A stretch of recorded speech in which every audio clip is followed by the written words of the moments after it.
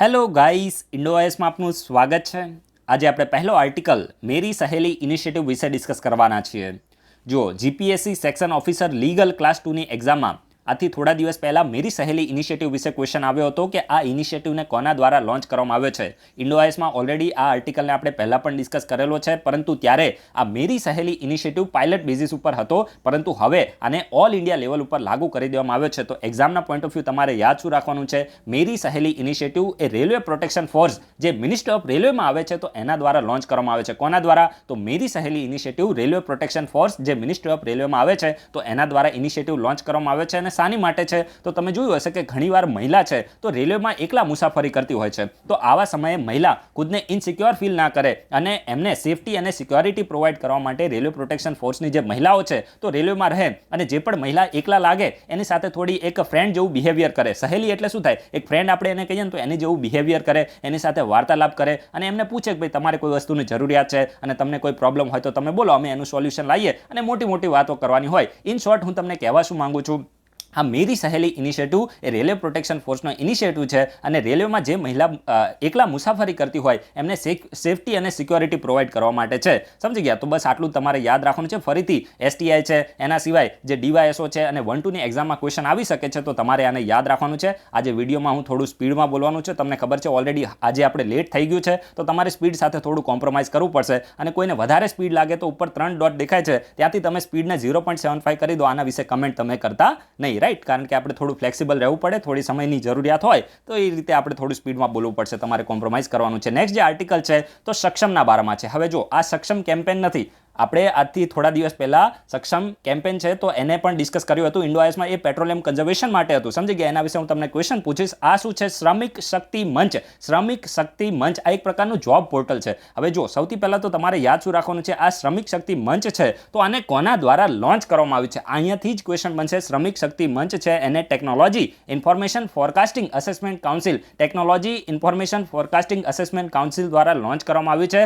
અને આ સક્ષમ છે ને તો એક પ્રકારે શ્રમિક શક્તિ મંચ એક પ્રકારે જોબ પોર્ટલ છે। બસ આ જ તમારે યાદ રાખવાનું છે, શું છે? જોબ પોર્ટલ છે। અને મેઇનલી આમાં જે પણ શ્રમિક હશે ને, જો જે પણ શ્રમિક હશે તો એમના સ્કિલનું મેપિંગ કરવામાં આવશે। અને મેઇનલી જે પણ એમએસએમઈઝ હશે, એટલે કે જે ઇન્ડસ્ટ્રી આપણે જેને શોર્ટમાં કહીએ, તો આ ઇન્ડસ્ટ્રી હશે એનું અને શ્રમિકની સ્કિલનું મેપિંગ કરવામાં આવશે। હવે માની લો કે કોઈ પણ એમએસએમઈ છે, એને વર્કફોર્સની જરૂરિયાત છે, તો ત્યારે શું કરશે? ડાયરેક્ટલી એ જે પણ શ્રમિક હશે તો એને આ જગ્યાએ મોકલી દેશે કે ભાઈ આ જે ઇન્ડસ્ટ્રી છે ને તો એમાં આ પ્રકારના કારીગરોની જરૂર છે, સમજી ગયા? તો એક પ્રકારનું જોબ પોર્ટલ છે। અને આ પોર્ટલથી થશે શું કે વચ્ચે જે એજન્ટ હોય ને, તમે જોયું હશે કે અમુક લોકો એજન્ટનું કામ કરતા હોય કે ભાઈ અમે છે ને આ પ્રકાર કંપની સાથે અમારો કોન્ટેક્ટ છે અને એ મજૂરો સાથે પણ કોન્ટેક્ટ રાખે અને પછી બોલે કે ભાઈ આ કંપનીમાં છે ને તમારે જતું રહેવાનું છે, ત્યાં તમને કામ આપી દેશે। પછી આમાં શું થાય? વચ્ચે પોતાનું કમિશન લે, સમજી ગયા? એ મેઇનલી કંપની અને મજૂરને શું કરે? કોન્ટેક્ટ કરાવે અને વચ્ચે જે આડતીઓ હોય તો એ કમિશન લે। પરંતુ આ પ્રકારનું જે શ્રમિક શક્તિ મંચ છે તો આ પ્રકારનું એક જોબ પોર્ટલથી જે પણ એજન્ટો છે તો ખતમ થઈ જશે અને ડાયરેક્ટ જે વર્કફોર્સ છે તો એ કંપની સાથે જોડાશે અને એને ફાયદો થશે, વર્કફોર્સને વધારે પૈસા મળશે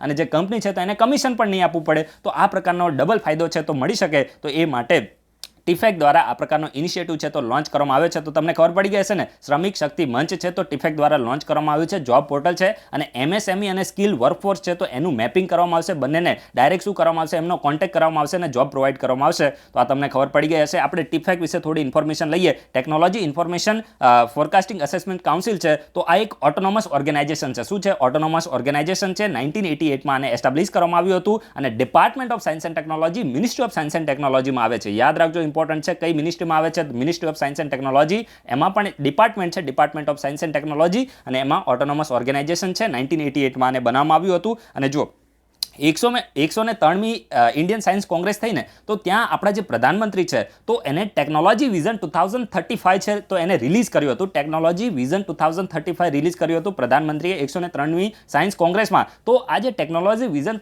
2035 હતું તો આ કોને પ્રિપેર કર્યું હતું? એ ટીફેક દ્વારા પ્રિપેર કરવામાં આવ્યું હતું। તો એક્ઝામના પોઈન્ટ ઓફ વ્યૂ રેલેવન્ટ જેટલી પણ ઇન્ફોર્મેશન હતી એને આપણે ડિસ્કસ કરી છે। ટીફેકનું નામ તમે યાદ રાખજો, technology information forecasting assessment council, right? અને એને આ શ્રમિક શક્તિ મંચ છે તો એને લોન્ચ કર્યું છે, રાઈટ? તો ચલો આ વિડીયોના કમેન્ટ બોક્સમાં તમે સક્ષમ કેમ્પેન વિશે ઇન્ફોર્મેશન આપો કે આ જે સક્ષમ કેમ્પેન છે તો આ કોના દ્વારા લોન્ચ કરવામાં આવ્યું હતું. મેઇનલી જે પેટ્રોલિયમ છે તેના કન્ઝર્વેશન માટે છે, તો એ બોડીનું નામ તમારે લખવાનું છે અને બોડી વિશે થોડી ઇન્ફોર્મેશન આપો કે બોડી છે તો કઈ મિનિસ્ટ્રીમાં આવે છે, ક્યારે બની હતી, એનું કામ શું છે, રાઈટ. તો આ તમે ઇન્ફોર્મેશન આપો. પછી આ પ્રકારનો એક જોબ પોર્ટલ વિશે બીજો પણ હું તમને ક્વેશ્ચન પૂછું, જે સ્પીપાની એક્ઝામમાં ક્વેશ્ચન આવ્યો હતો. અસીમ પોર્ટલ વિશે ઇન્ફોર્મેશન આપો. અસીમ પોર્ટલ, રાઈટ. તો એ જે અસીમ પોર્ટલ છે તો એનું પહેલા તો ફૂલ ફોર્મ તમે આપો. પછી આ અસીમ પોર્ટલ કોના દ્વારા લોન્ચ કરવામાં આવ્યું છે, મિનિસ્ટ્રીનું નામ લખવાનું છે અને અસીમ પોર્ટલ શાની માટે છે, આવું જ આનું કંઈક કામ છે. તો આટલું તમારે રિવિઝન કરવાનું છે. જુઓ તમે જોઈ શકો છો ક્વેશ્ચન અહીંયા એકદમ હાઈ લેવલના ક્વેશ્ચનો આવે છે અને આમાંથી ક્વેશ્ચન બનશે આવનારી એક્ઝામોમાં, તો તમારે રિવિઝન કરતું રહેવાનું છે. એના પછી જે નેક્સ્ટ આર્ટિકલ છે તો international day of woman and young girl in સાયન્સના બારામાં છે. International day of woman and young girl in સાયન્સના બારામાં છે. તો જો 11મી ફેબ્રુઆરીનો જે દિવસ છે તો એને international day of woman and young girl in science તરીકે સેલિબ્રેટ કરવામાં આવે છે. અને આ દિવસે મિનિસ્ટ્રી ઓફ વુમન છે તો એના દ્વારા ખાસ કરીને જે મિનિસ્ટ્રી ઓફ એજ્યુકેશન છે, પછી માય ગવ છે, એના સિવાય જે ministry of electronic and information technology છે, તો બધા દ્વારા સાથે મળીને ઓનલાઈન કેમ્પેન લોન્ચ કરવામાં આવ્યું છે. તો આ કેમ્પેન શા માટે લોન્ચ કરવામાં આવ્યું છે, તો જો જે પણ મહિલાઓએ સાયન્સ છે, ટેકનોલોજી છે, એન્જિનિયરિંગ છે અને મેથેમેટિક્સ છે, મેડિસિન, સાયન્સ, ટેકનોલોજી, એન્જિનિયરિંગ અને મેડિસિન, તો આ સેક્ટરની અંદર એમને કોઈ સારું એવું પરફોર્મન્સ કર્યું હોય, જે પણ મહિલાઓએ સાયન્સ, ટેકનોલોજી, એન્જિનિયરિંગ અને મેડિસિનના સેક્ટરની અંદર સારું એવું એમનું કોન્ટ્રીબ્યુશન કર્યું હોય, તો એને સેલિબ્રેટ કરવા માટે અને આવનારી જે પણ ભવિષ્યની મહિલાઓ છે, જે યંગ ગર્લ છે, તો એને આ પ્રકારના ક્ષેત્રની અંદર એમને કામ કરવા માટે, પ્રમોટ કરવા માટે મેઇનલી આ જે ઓનલાઈન કેમ્પેન છે તો એ વેરિયસ મિનિસ્ટ્રી દ્વારા સાથે મળીને લોન્ચ કરવામાં આવ્યું છે. તો તમને ખબર પડી ગઈ હશે. અને the international day of woman and girl in science છે તો એને 11મી ફેબ્રુઆરીએ સેલિબ્રેટ કરવામાં આવે છે. અને આ જે ડેને સેલિબ્રેટ કરવું આવું નક્કી કોના દ્વારા કરવામાં આવ્યું હતું, તો યુનાઇટેડ નેશનની જનરલ એસેમ્બલી દ્વારા 2015માં આના રિગાર્ડિંગ રિઝોલ્યુશન પસાર કરવામાં આવ્યું હતું. તો આ તમારે યાદ રાખવાની જરૂર નથી. અને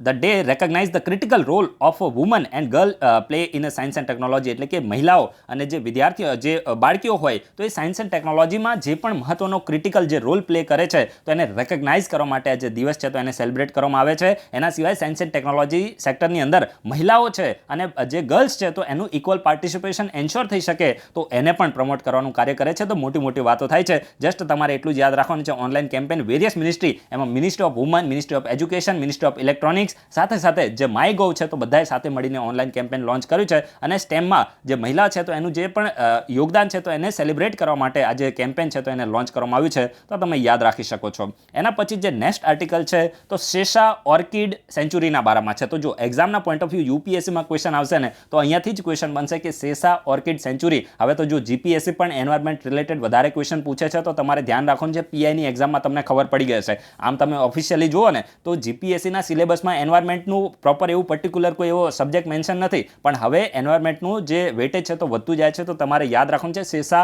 ઓર્કિડ સેન્ચુરી. પીઆઈની એક્ઝામમાં તો આ વાઇલ્ડ લાઇફ સેન્ચુરી એના વિશે વધારે ક્વેશ્ચન છે, રાઈટ. તો શેષા ઓર્કિડ સેન્ચુરી અરુણાચલ પ્રદેશમાં છે. ક્યાં છે? અરુણાચલ પ્રદેશમાં છે. અને આ ઓર્ચિડ અથવા તો અમુક ઓર્કિડ આને કહેતા હશે. તો આ શું છે? એક પ્લાન્ટ છે. આટલું તમારે યાદ રાખવાનું છે.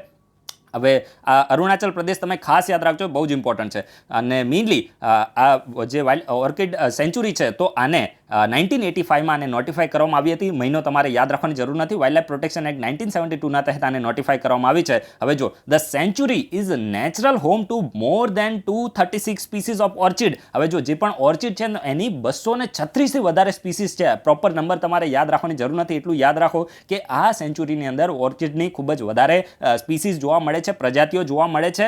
As well as wealthy diversity of the mushroom and other medicinal plant. એટલે કે જે મશરૂમ છે એના સિવાય અધર જે મેડિસિનલ પ્લાન્ટ છે તો એની પણ ડાયવર્સિટી આ જે Sessa orchid wildlife sanctuary Arunachal પ્રદેશની અંદર છે તો ત્યાં જોવા મળે છે. And it is the only one kind of the sanctuary in the country where the flowering plant grow in wild. એટલે કે એકમાત્ર એવી ભારત દેશની અંદર સેન્ચુરી છે જ્યાં ફ્લાવરિંગ પ્લાન્ટ છે તો એ જંગલની અંદર વાઇલ્ડમાં ઉગે છે. તો આ તમને ખબર પડી ગઈ હશે. તો મહત્વના ફેક્ટ હતા એને તમે યાદ રાખજો. એક્ઝામના પોઈન્ટ ઓફ વ્યૂ રેલેવન્ટ છે. ચાલો એક બીજો હું તમને એક સારો એવો ક્વેશ્ચન પૂછું. પખુઈ વાઇલ્ડ લાઇફ સેન્ચુરી અથવા તો પાકે ટાઈગર રિઝર્વ આ કયા રાજ્યની અંદર છે? આ તમારે વિડીયોના કમેન્ટ બોક્સમાં કહેવાનું છે ને એના વિશે થોડી વધારે ઇન્ફોર્મેશન તમને ગૂગલમાં મળી જશે. ડાયરેક્ટ જોઈને તમારે કોપી પેસ્ટ કરવાનું છે, નોટની અંદર નોટ ડાઉન કરવાનું છે, રિવિઝન કરવાનું છે, રાઈટ. તો આ તમને આટલા તમારા તરફથી થોડા એફર્ટ્સ લગાવો ને. આજનો જે આ લાસ્ટ આર્ટિકલ છે તો એ વિજયનગર ડિસ્ટ્રિક્ટના બારામાં છે. વિજયનગર ડિસ્ટ્રિક્ટ, હવે જો વિજયનગર ડિસ્ટ્રિક્ટ છે ને તો કર્ણાટકનું 31મું ડિસ્ટ્રિક્ટ બન્યું છે. અને મેઇનલી આના વિશેની જે ઇન્ફોર્મેશન છે તો કર્ણાટક સરકાર દ્વારા આપવામાં આવી છે. અને હવે કર્ણાટક સરકારે શું કર્યું છે, આ નવું જે વિજયનગર ડિસ્ટ્રિક્ટ બન્યું તો એની બાઉન્ડ્રી છે તો એને ડિમાર્કેટ કરી છે. જેમાં આપણું અમદાવાદ ડિસ્ટ્રિક્ટ છે તો એની બાઉન્ડ્રી ડિમાર્કેટેડ હોય તો એવી જ રીતે વિજયનગર ડિસ્ટ્રિક્ટની બાઉન્ડ્રી કેટલી હશે તો એને પણ સરકાર દ્વારા ડિમાર્કેટ કરવામાં આવી છે. તો આપણી માટે ઇમ્પોર્ટન્ટ નથી. આ કર્ણાટકનું 31મી ડિસ્ટ્રિક્ટ છે અને mainly the name after the capital of the Vijayanagara empire, જે વિજયનગર એમ્પાયર હતું તો એના ઉપર આ જે વિજયનગર ડિસ્ટ્રિક્ટ છે તો એનું નામ રાખવામાં આવ્યું છે. અને the new district was carved out of the બલારી જે ડિસ્ટ્રિક્ટ હતું એમાંથી આને અલગ કરીને બનાવવામાં આવ્યું છે. અને કયા એક્ટના તહેત તો કર્ણાટકા લેન્ડ રેવન્યુ એક્ટ 1964. આ બધું તમારે યાદ રાખવાની જરૂર નથી, જસ્ટ એટલું તમે યાદ રાખજો. વિજયનગર ડિસ્ટ્રિક્ટ છે તો કયા રાજ્યએ બનાવ્યું છે તો એ મેઇનલી કર્ણાટકે બનાવ્યું છે. આપણે કઈ કર્ણાટક પબ્લિક સર્વિસ કમિશનની તૈયારી કરવાની નથી, રાઈટ. એન્ડ વિજયનગર વિશે થોડી તમને ઇન્ફોર્મેશન આપું તો મેઇનલી આ વિજયનગર ડિસ્ટ્રિક્ટ છે તો હૈદરાબાદ કર્ણાટક રીજનની અંદર લોકેટેડ છે. હૈદરાબાદ પેલું નથી, તેલંગાનાવાળું નથી, આ તમે યાદ રાખજો. અને જે યુનેસ્કોની વર્લ્ડ હેરિટેજ સાઇટ પણ છે. અને હમ્પી છે, એના સિવાય જે વિરુપક્ષા ટેમ્પલ છે તો એ પણ આ વિજયનગરની અંદર લોકેટેડ છે. And with the Hospet as its headquarter. તો આનું હેડક્વાર્ટર શું છે તો હોસ્પેટ આનું હેડક્વાર્ટર છે. અને વિજયનગર ડિસ્ટ્રિક્ટની અંદર 6 તાલુકા છે. તાલુકા મળીને ડિસ્ટ્રિક્ટ બને ને, રાઈટ. તો આ બધું એટલું વધારે પડતા ફેક્ટ થઈ જાય છે, પણ હું તમને થોડું હિસ્ટ્રીમાં આજે ટોપ લેવલનું રિવિઝન કરાવું. ટોપ એટલે ટોપ, સમજી ગયા. જે તમારે છે ને વિજયનગર એમ્પાયર વિશે ઇન્ફોર્મેશન આપવાની છે કે આ વિજયનગર એમ્પાયર છે તો એની શરૂઆત કયા વર્ષમાં થઈ હતી, સમજી ગયા. એની સેન્ચુરી તમારે લખવાની છે. પછી કોના દ્વારા આ વિજયનગર એમ્પાયરની સ્થાપના કરવામાં આવી હતી. પછી આ જે વિજયનગર એમ્પાયર હતું તો એની ઇમ્પોર્ટન્ટ ડાયનેસ્ટી કઈ હતી, સમજી ગયા. લગભગ 4 જેટલી ડાયનેસ્ટી હતી. તો આ 4 ડાયનેસ્ટી તમારે એની સિક્વન્સ આપવાની છે કે સૌથી પહેલાં કઈ ડાયનેસ્ટી આવી, પછી કઈ ડાયનેસ્ટી આવી. પછી તમારે એ પણ કહેવાનું છે કે જે વિજયનગર એમ્પાયર છે તો એનું કેપિટલ શું હતું, એ સમયે આનું કેપિટલ શું હતું, કઈ રિવરના કિનારે હતું. બધું તમે NCERT છે ગૂગલમાં તમને મળી જશે. તો દરેક લોકો વિડીયોના કમેન્ટ બોક્સમાં આના વિશે ઇન્ફોર્મેશન આપે. તમારું રિવિઝન કરવાનું છે. ખૂબ જ ઇમ્પોર્ટન્ટ ડાયનેસ્ટીઝ હતી તો તમને ખબર હોવી જોઈએ, રાઈટ. તો આજે હું સ્પીડમાં બોલ્યો છું એની માટે સોરી, પણ તમારે થોડું કોમ્પ્રોમાઇઝ તો કરવું પડે. હવે વિડીયોને કમ્પ્લીટ કરી દઈએ. Thanks for watching. તમારા બધાનો દિવસ શુભ જાય.